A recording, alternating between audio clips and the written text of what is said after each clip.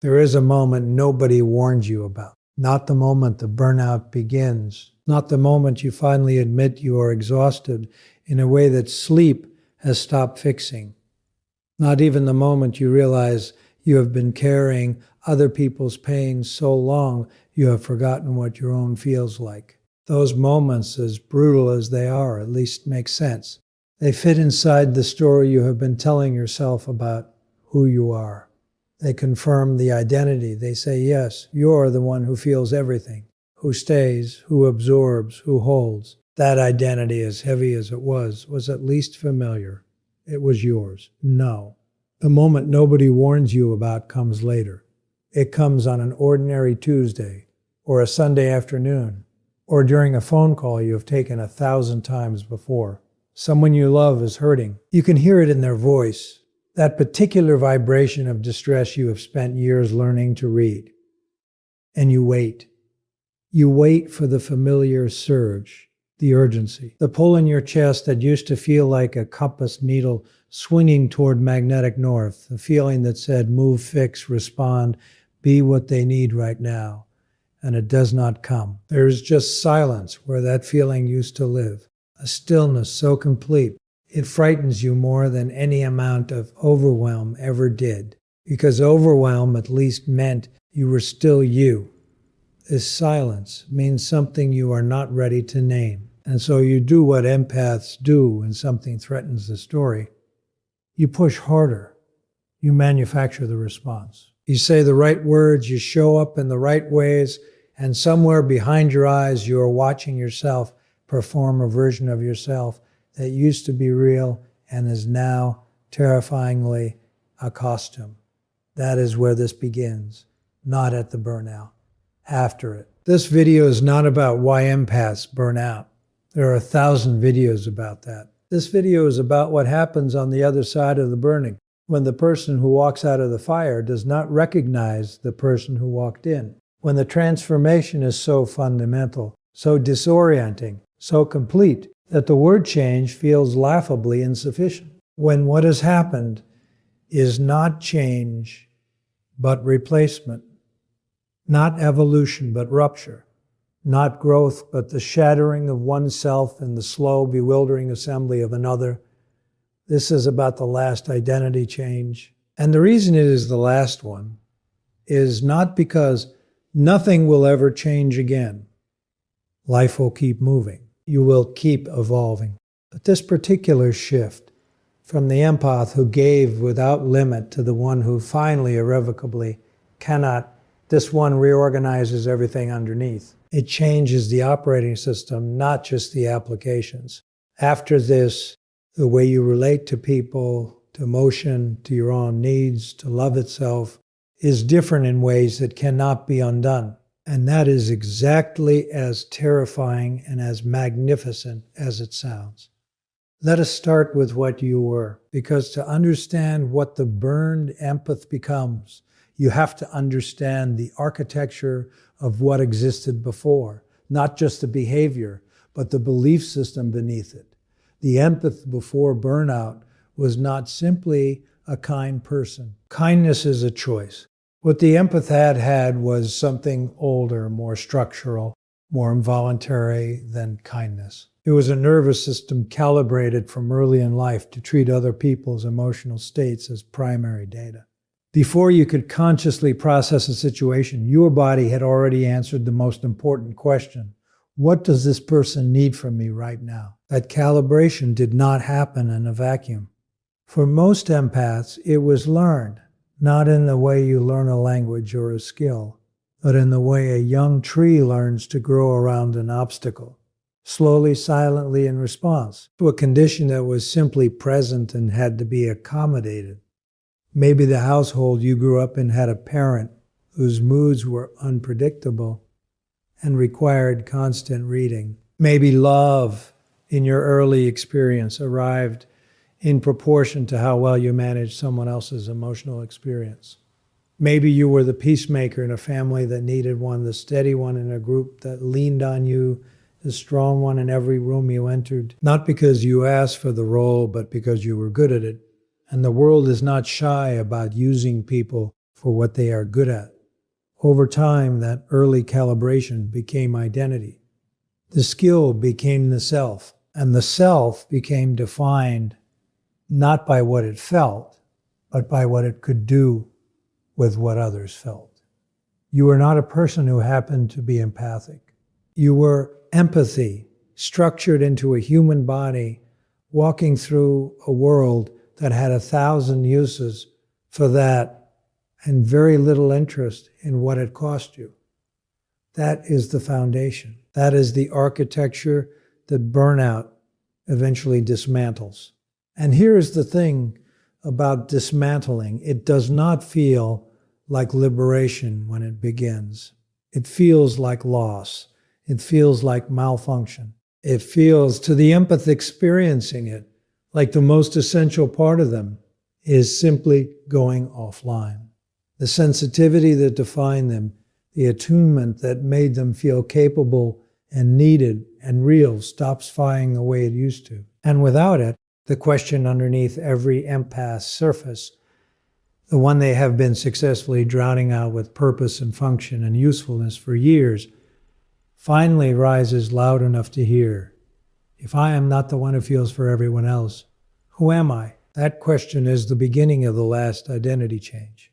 And it is the most important question you will ever be terrified to answer. That question does not arrive politely. It does not knock. It does not wait for you to be ready to have the right support around you, to be in a stable enough place to handle the excavation it demands. It arrives in the wreckage. It arrives when you are already at your most depleted, your most confused, your most unrecognizable to yourself. It arrives precisely when you have the fewest resources to face it, which is not an accident. That question was always there, buried under the velocity of giving. Burnout does not create the question. It simply removes everything you were using to avoid it. And the first thing most empaths do when that question surfaces is panic. Not dramatic, visible panic. Empaths are extraordinarily skilled at invisible suffering.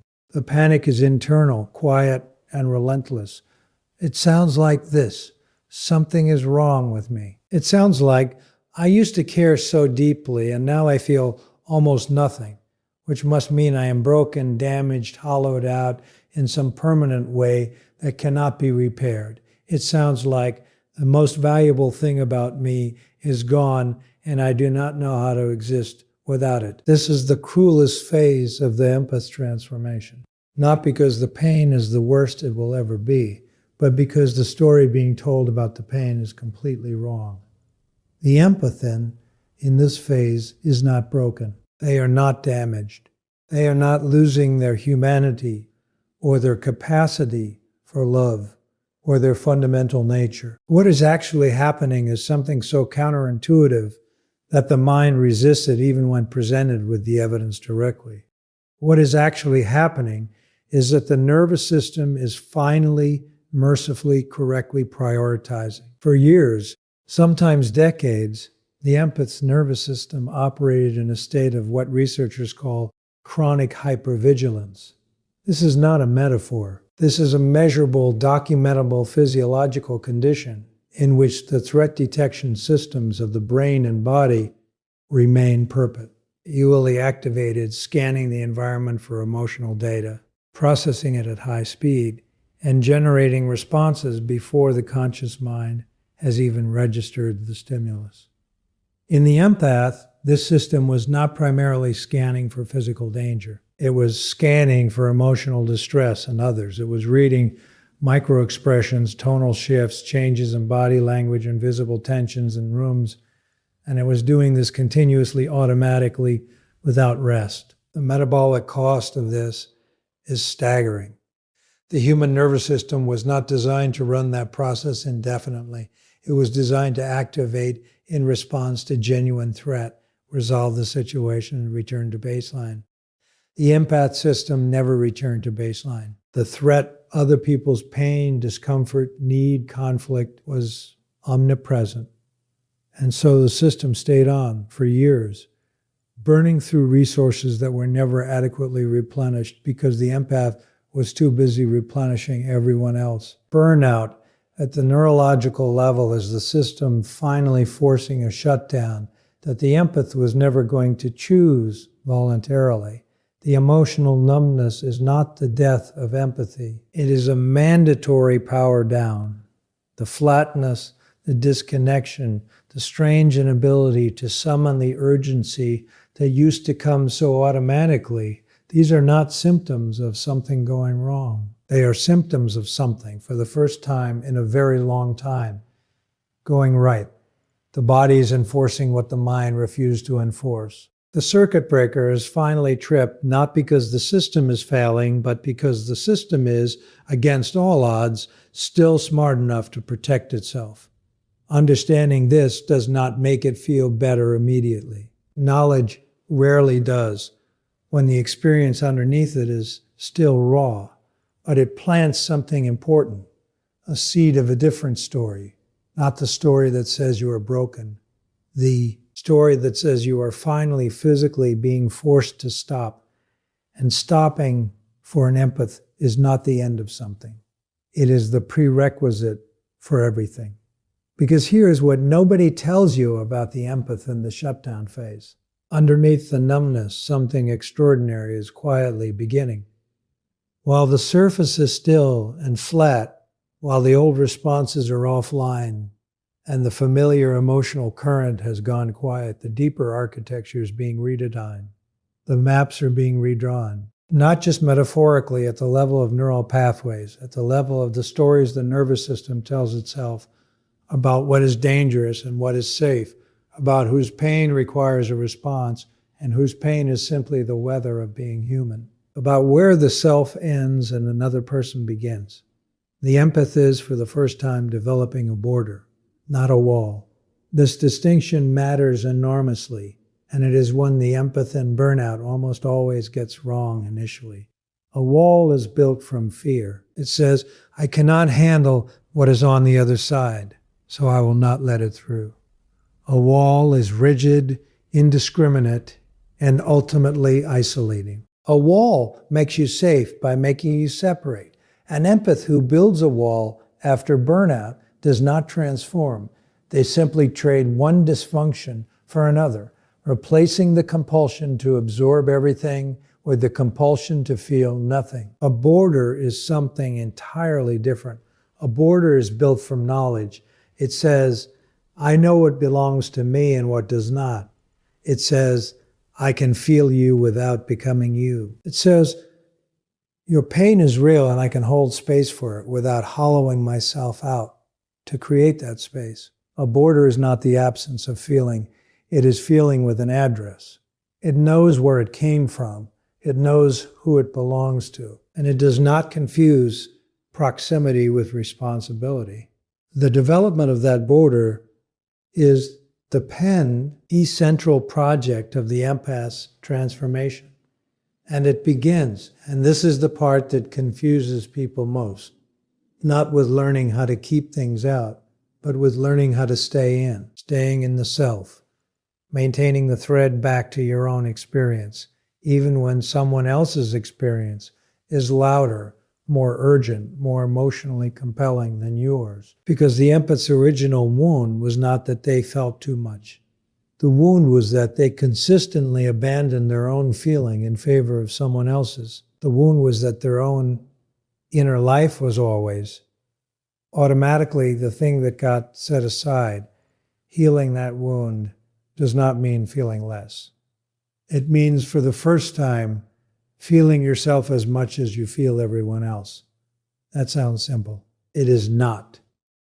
For someone who has spent years, sometimes the majority of their conscious life, oriented outward, the act of turning attention inward is not natural.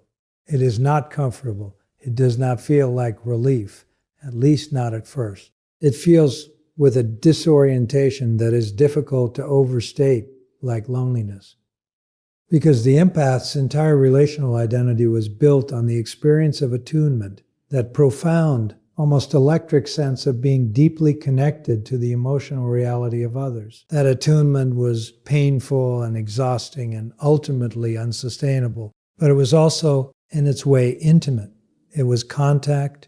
It was proof of connection. It was, for many empaths, the closest thing to belonging they had ever reliably known. When the hypervigilance system powers down and that constant attunement goes quiet, what replaces it does not immediately feel like freedom. It feels like silence in a room where music has been playing for so long you forgot it was there. And silence, to someone who built their entire sense of self around responsiveness, around being needed, around being the emotional scent of every room they entered, that silence can feel like abandonment.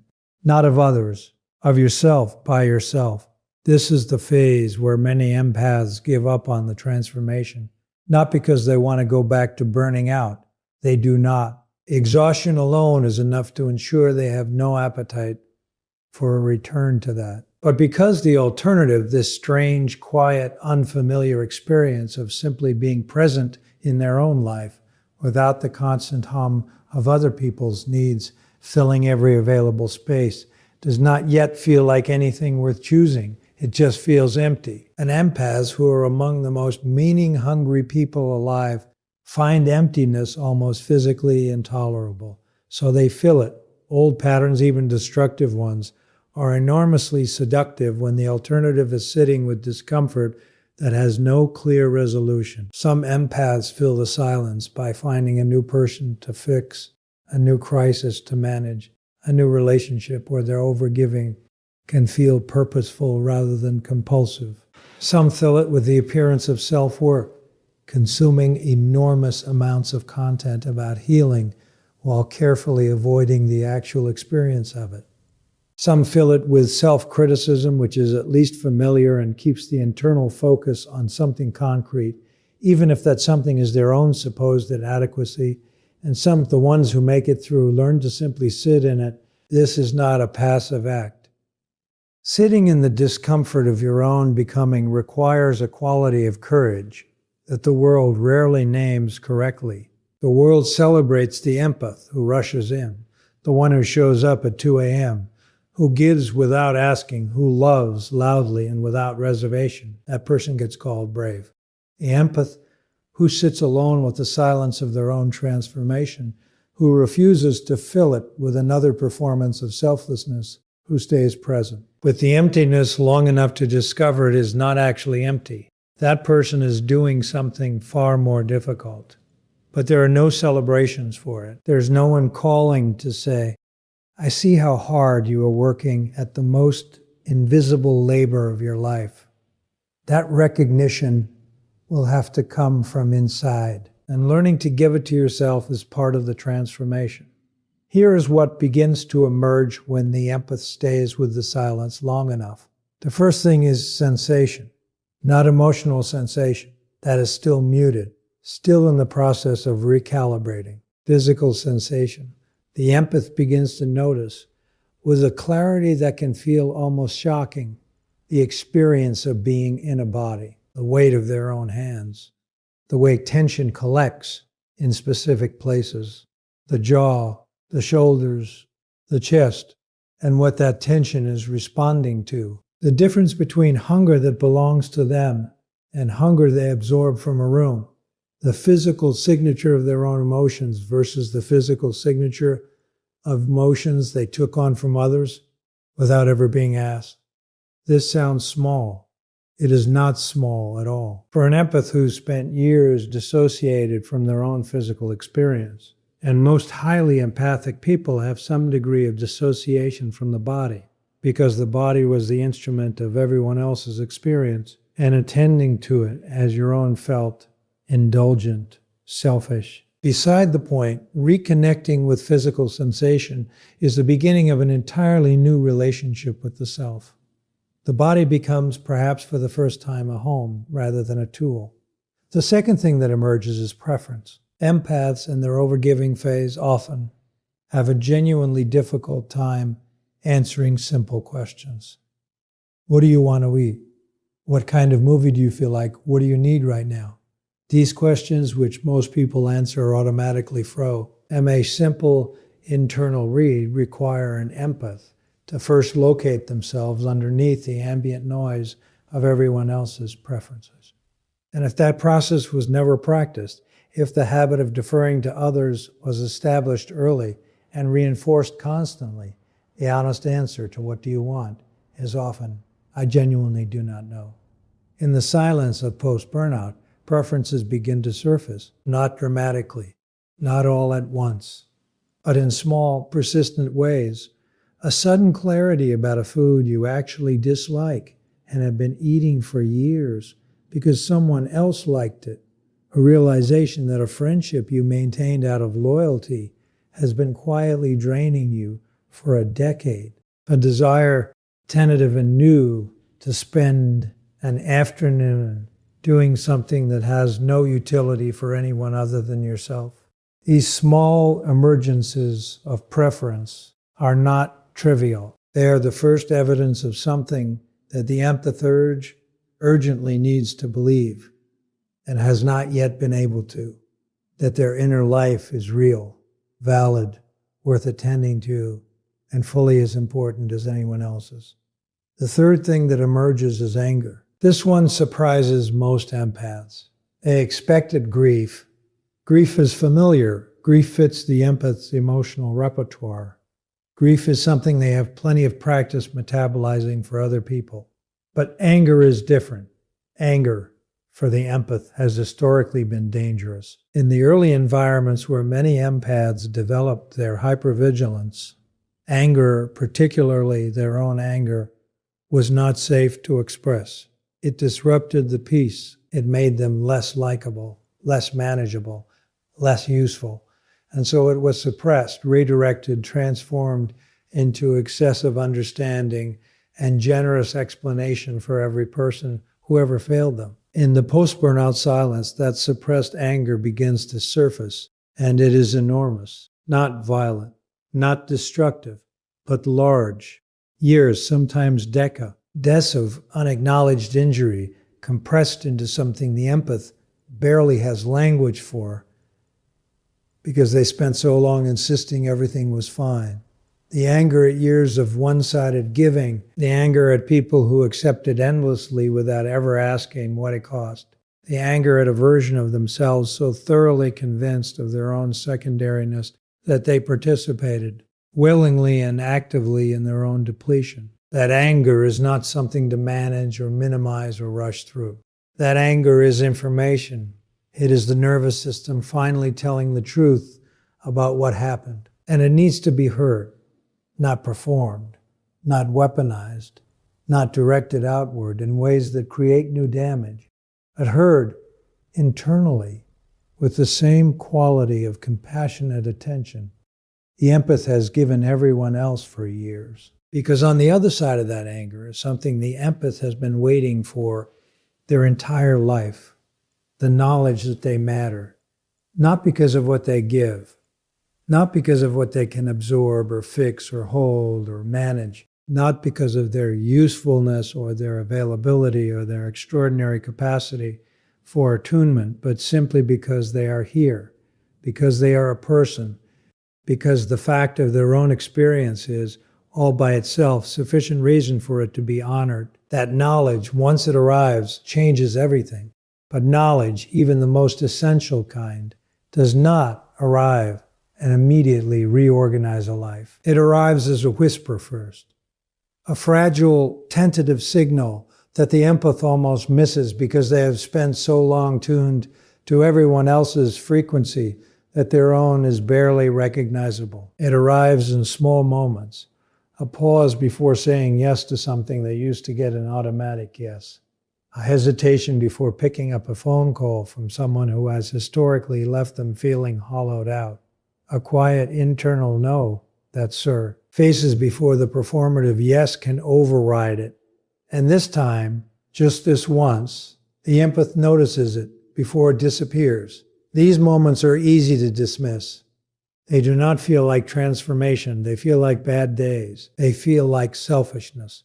They feel, to the empath who is still carrying years of conditioning that told them their own needs were the least urgent thing in any room, like failure. Because the internal critic, That voice that was installed early and has been running commentary ever since does not go quiet just because the empath has intellectually understood that they deserve to matter. The critic is not interested in intellectual understanding. The critic runs on something much older and much more stubborn than insight. It runs on the original wound. And to understand why these early moments of self-honoring feel so threatening, so guilt-soaked, so loaded with a sense of wrongness that can be almost physical in its intensity, you have to understand what that original wound actually is, because it is not, at its core, a wound of overfeeling. It is not simply that the empath feels too much. The wound in most cases is a wound of conditional belonging. It is the early learned equation that said, you are accepted here, you are loved here, you are safe here, but only when you are useful, only when you are managing, soothing, absorbing, accommodating, only when your presence is making someone else's experience better. That equation, absorbed in childhood or early adulthood in environments that required it, does not stay conscious, it sinks. It becomes the water the empath swims in, invisible, foundational, the assumed terms of every relationship they enter. They do not walk into new connections thinking, I must earn my place here through emotional labor. They simply begin earning it automatically because the nervous system learned long ago that this is what safety requires, this is what love requires, this is the price of belonging. The post-burnout transformation at its deepest level is the renegotiation of that original equation. And that renegotiation is not primarily an intellectual exercise. You cannot think your way out of a wound that was never installed through thinking. You cannot reason with a nervous system that learned its lessons in the wordless pre-verbal territory of early experience. The renegotiation happens in relationship, in real lived encounters where the empaths test slowly and with enormous internal resistance, whether belonging is actually conditional on usefulness. This is where the transformation becomes visible to others, and where it becomes, for a period, actively destabilizing to the people around the empath. Because the people in the empath's life built their relationships with this person on a particular set of expectations, not maliciously, in most cases, not consciously. But when someone has been the emotional anchor of every dynamic they inhabit, the people attached to them inevitably arrange themselves around that anchor. They lead, they expect, they begin to rely on the empath's responsiveness in ways that feel, from the inside, like closeness, like the natural intimacy of a relationship where one person can be fully known. What they do not see, because the empath was too skilled at hiding it, is the cost. They do not see the exhaustion. They do not see the performance. They do not see the person behind the role slowly disappearing into it. And so when the empathy begins to change, when the yes becomes sometimes, when the availability becomes conditional, when the emotional labor is no longer automatic and free and unlimited, the people around them do not experience this as their beloved person finally taking care of themselves. They experience it as withdrawal, as coldness, as a fundamental change in the relationship that nobody agreed to and nobody asked for. Some of them say this directly, you have changed. You are not the person you used to be. I miss the old you. What they mean, though they rarely understand this about themselves, is I miss the version of you that was easier to need. I miss the version that never asked me to sit with the discomfort of your limits. I miss the arrangement. And here is where the empath faces the most brutal test of the transformation. Because the empath still loves these people. That is the part that nobody outside this experience fully grasps. The transformation does not eliminate love. It does not install cynicism or indifference or the comfortable numbness of not caring anymore.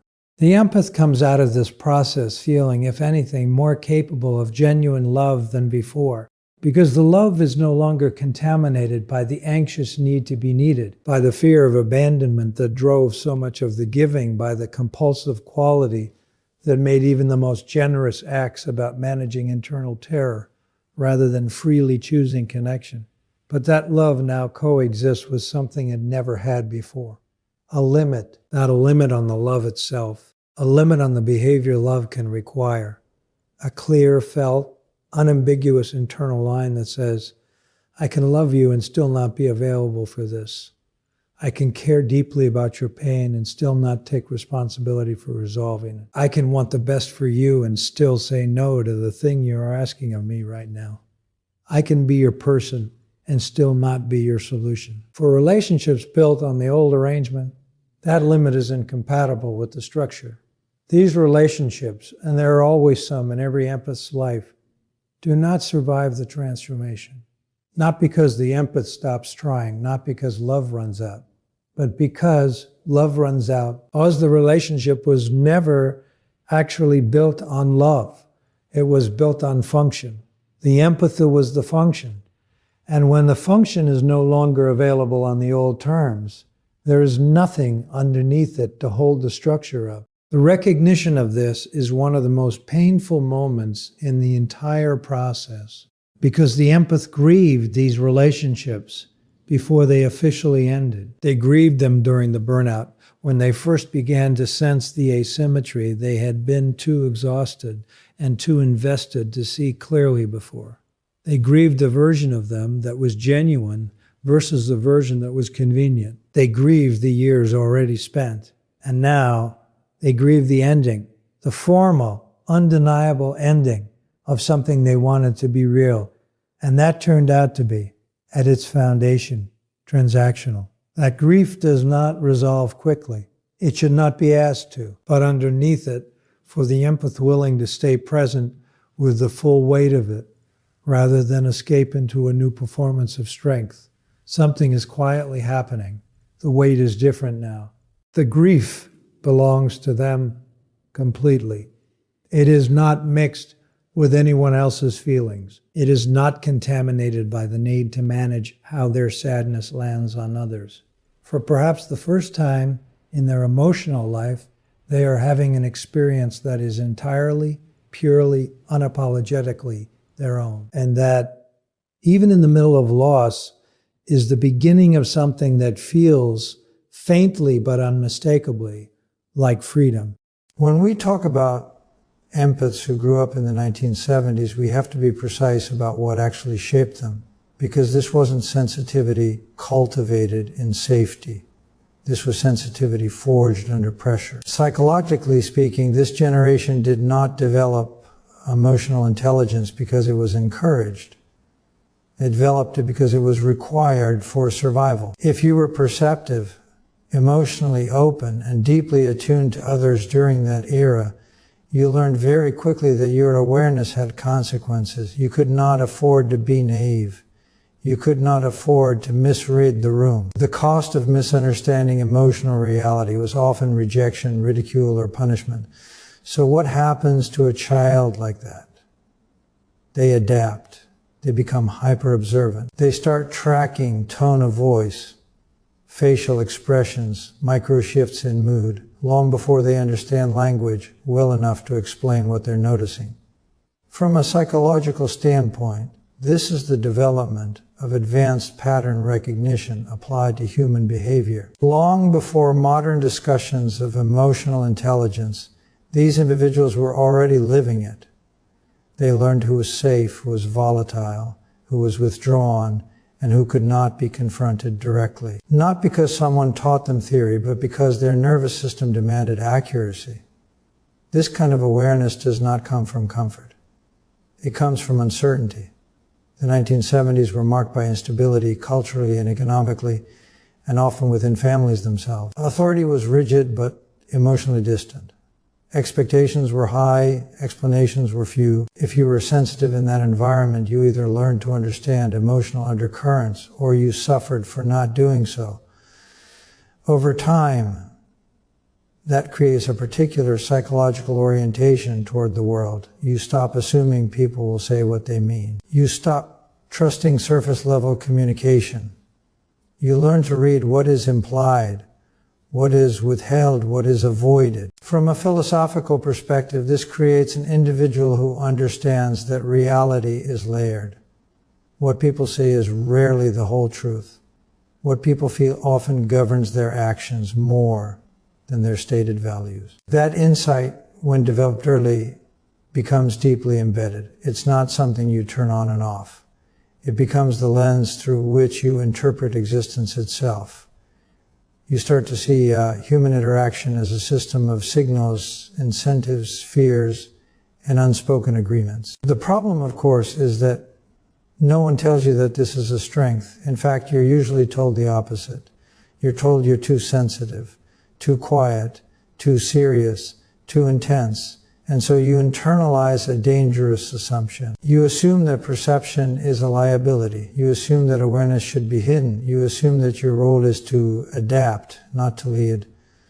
But that assumption is incorrect, and it has consequences that often last decades. Because emotional intelligence developed through survival is not passive. It is active cognition under pressure. It is the mind learning to regulate emotion, anticipate outcomes, and manage risk. These are not traits of weakness. They are traits of competence. The tragedy is that when they are not paired with confidence and boundaries, they become tools used against the self rather than for it. People with this background often know exactly what is happening in a room before anyone else does, yet they hesitate to speak. They sense instability early, yet wait for confirmation. They understand the psychology of others, yet doubt their own authority. That hesitation is not lack of insight. It is the residue of an environment where insight did not equal power. But insight is power when you are willing to stand behind it. The deeper truth here is that survival-based emotional intelligence is raw potential. It is the foundation for leadership, wisdom, and grounded authority if it is integrated consciously. The same awareness that once kept you safe can now guide your decisions. The same sensitivity that once helped you avoid harm can now help you choose meaning, responsibility, and direction. The task, then, is not to unlearn your empathy. It is to recognize its origin and reclaim its purpose. You are not shaped by accident. You are trained by circumstance to perceive reality more accurately than most. And perception, when combined with courage, becomes transformation. If you take nothing else from this, take this. Awareness without action is a burden, but awareness with responsibility becomes strength. The moment you decide to trust what you see and act accordingly, your past stops being a limitation and starts becoming a foundation. Once that early emotional intelligence is formed through pressure, something subtle but dangerous often follows. The child who learns to read everyone else becomes the adult who forgets to read themselves. When sensitivity is misunderstood as weakness, it doesn't disappear. It turns inward. You learn that expressing what you feel creates friction. So you begin to manage the emotional environment instead. You smooth things over. You anticipate reaction. You carry the unspoken responsibility of keeping the peace. Psychologically, this is not generosity, it is conditioning. Over time, that conditioning hardens into a pattern.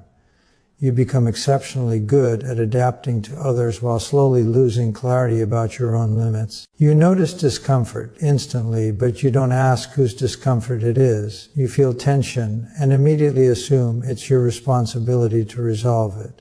This is how boundaries erode, not through weakness, but through overfunctioning. You become competent in emotional labor long before you become competent in self-protection. Philosophically speaking, this creates a distortion of responsibility. You begin to believe that harmony is your job, regardless of the cost. You confuse moral virtue with self-erasure. You start to equate endurance with goodness. And because you were raised in an environment where restraint was praised and assertion was discouraged, you internalize the idea that wanting something strongly, stating it clearly, or defending it firmly is somehow selfish or dangerous. But here's the truth. Boundaries are not cruelty. They are structure. And without structure, even the most well-intentioned empathy becomes destructive. When you absorb what does not belong to you, you do not become noble, you become depleted. The psyche cannot sustain infinite responsibility without authority. If you are responsible for everything but in control of nothing, resentment will inevitably follow. Many people in this position don't recognize resentment when it appears. It's quiet. It shows up as fatigue, withdrawal, cynicism, or a vague sense that life is passing by while you're busy holding everything together. You may still appear calm, capable, even admirable on the surface, but internally there's a growing tension, a sense that you are giving more than you receive, that your understanding is taken for granted, that your silence has been mistaken for consent. This is where the psychological cost becomes significant. Suppressed emotion does not vanish, it accumulates. It settles into the body, into the posture, into the tone of voice. It shapes decision-making. You hesitate when you should act. You tolerate what you should confront. You stay where you should leave. Not because you don't know better, but because conflict feels like a violation of your identity, and yet conflict avoided does not disappear. It simply becomes internal. You turn the aggression inward. You question yourself excessively. You replay conversations. You wonder what you could have done differently, even when the situation was never yours to manage.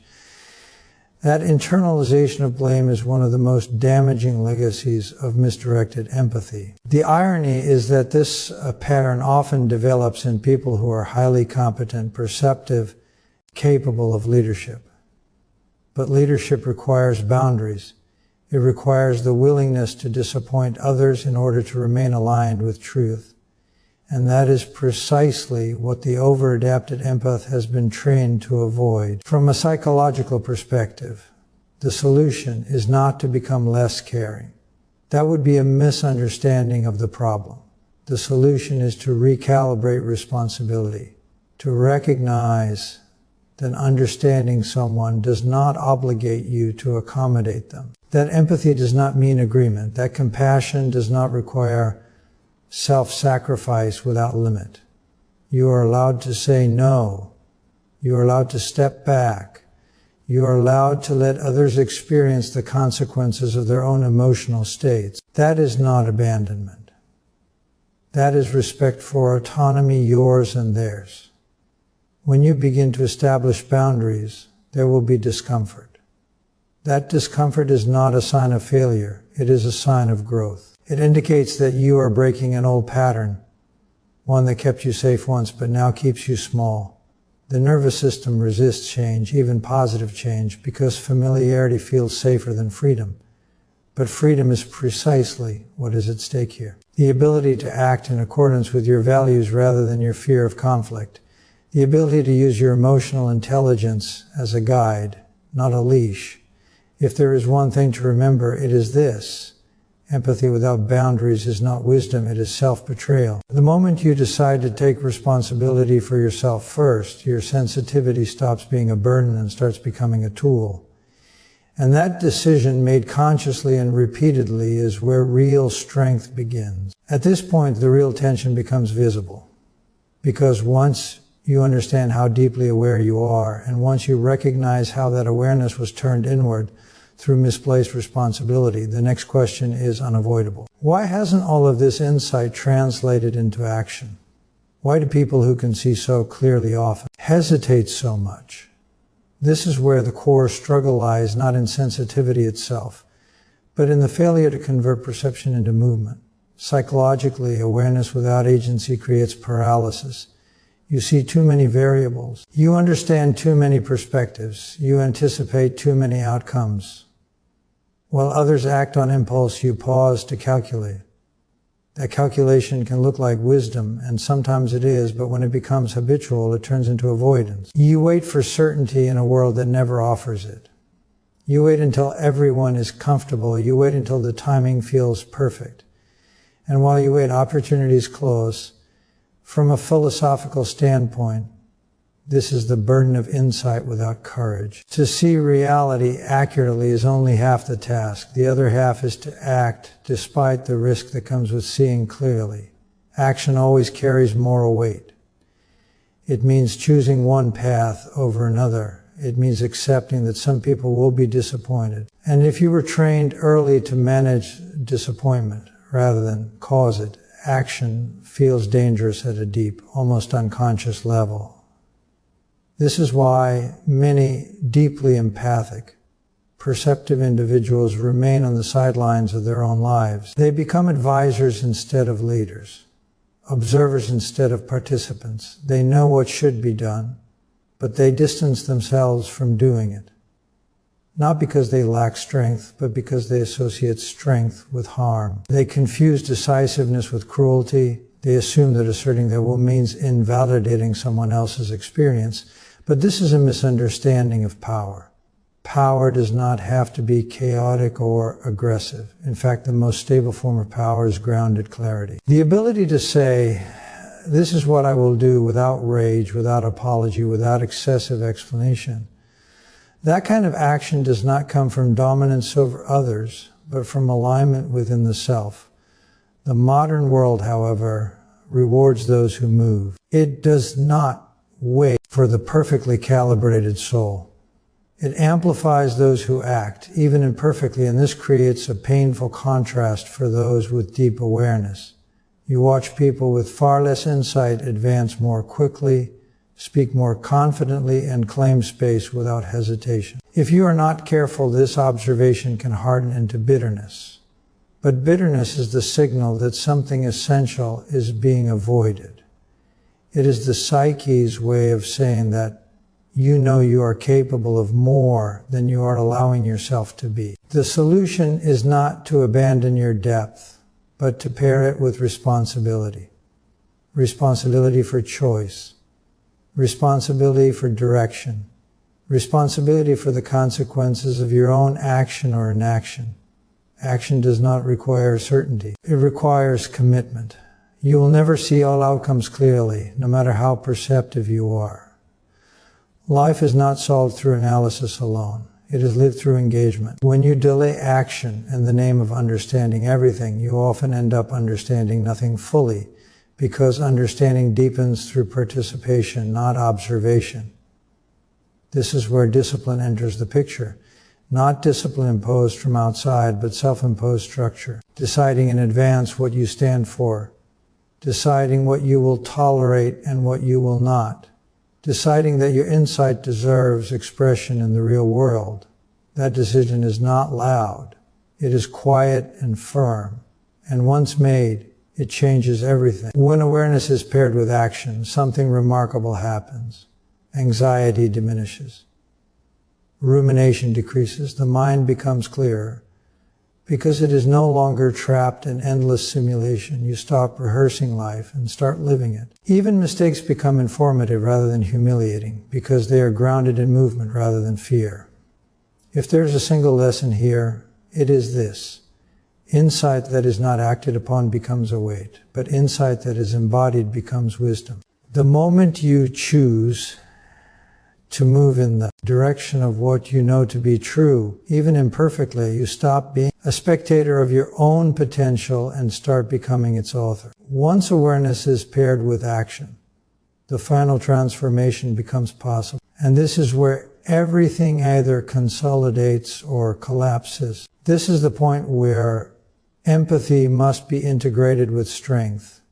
Not as opposing forces, but as complementary ones. Because empathy without strength dissolves into self-sacrifice, and strength without empathy hardens into tyranny. The balance between the two is not theoretical. It is lived, practiced, and enforced through boundaries. Boundaries are not walls. They are definitions. They clarify where you end and where others begin. Psychologically, this is essential for a coherent sense of self. Without boundaries, identity becomes diffuse. You become a collection of reactions to other people's needs rather than an agent oriented toward a purpose.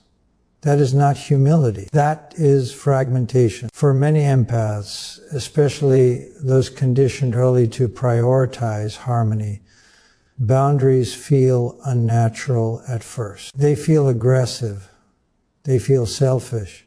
But that discomfort is not evidence of moral failure. It is evidence that you are interrupting a long-standing pattern of self-neglect. When you say no for the first time without justification, the nervous system reacts because it has learned that self-assertion equals danger. The body remembers what the mind has already outgrown. Philosophically, this is the transition from being governed by fear to being guided by values. Fear asks, how will they react? Values ask, is this true? And is this necessary? When you act from values rather than fear, your empathy becomes disciplined. You no longer feel compelled to absorb every emotion in the room. You can acknowledge suffering without drowning in it. You can care without collapsing. This is where authority over the self emerges. Not authority imposed through force, but authority grounded in clarity. You decide what deserves your time. You decide what behaviors you will tolerate. You decide where your energy goes. These decisions are not loud. They do not require confrontation in every instance. Often, they are quiet withdrawals of attention, subtle shifts in posture, calm refusals to engage in dynamics that drain you. What changes first is not the world, but your internal posture toward it. You stop explaining yourself excessively. You stop negotiating your needs. You stop treating your insight as something that requires validation. This does not make you cold, it makes you precise. Precision is kindness with structure. As boundaries strengthen, something unexpected happens. Respect increases, not always immediately and not from everyone, but from the right people. Those who relied on your lack of boundaries may resist. That resistance is informative. It reveals who benefited from your silence and who can adapt to your strength. This is not something to fear. It is something to observe calmly and respond to intentionally. Psychologically, reclaiming authority over your time and energy restores balance. You are no longer overextended. You are no longer chronically fatigued by emotional labor that goes unrecognized. You begin to experience a different quality of confidence, one that is not performative but grounded. It comes from knowing that you will protect what matters even when it is uncomfortable. Empathy, when integrated properly, becomes strategic. You still understand people deeply, but you no longer confuse understanding with obligation. You can see why someone behaves the way they do without excusing behavior that violates your standards. You can offer compassion without surrendering your position. This is not detachment, it is maturity. At this stage, purpose becomes clearer. When energy is no longer wasted managing everyone else's emotional state, it becomes available for creation, for building, for contribution that is chosen, not coerced. You stop living reactively and start living deliberately. That shift alone can transform an entire life. The deeper philosophical implication is this: responsibility begins with the self. You cannot carry the weight of the world without collapsing under it, but you can carry your share with strength and dignity. When you do, your empathy stops being a liability and becomes a force for order rather than chaos. If there is one final thing to remember, it is this: sensitivity guided by boundaries becomes wisdom. And wisdom expressed through action becomes meaning. The moment you decide to stand where you are, speak what you see, and protect what you value, you stop surviving your life and start authoring it.